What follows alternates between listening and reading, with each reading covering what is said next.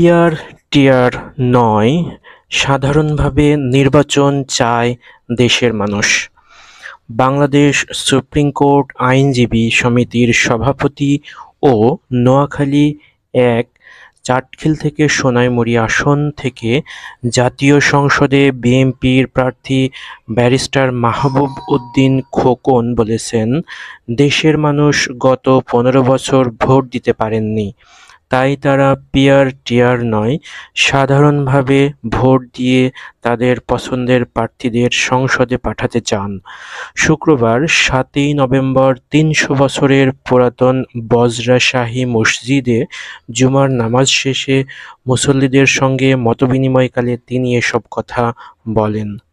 তিনি বলেন, পিয়ারের সংখ্যানুপাতিক প্রতিনিধিত্ব ধোঁয়া তুলে নির্বাচন পেছানোর চেষ্টা করছে একটি গোষ্ঠী।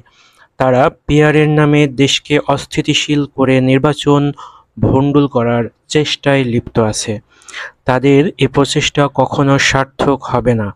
স্বাধীনতার ৫৩ বছর পরও যারা স্বাধীনতা মেনে নিতে পারেনি, তাদের হাতে দেশ কখনো নিরাপদ থাকতে পারে না বলে উল্লেখ করেন মাহবুব উদ্দিন খোকন।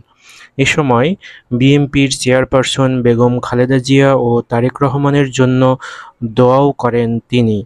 অর্থাৎ বর্তমান সময়ে নির্বাচনকে ঘিরে বিভিন্ন ধরনের প্রোপাগান্ডা বা বিভিন্ন ধরনের তথ্য-উপাত্ত নিয়ে যুগান্তরের রিপোর্ট।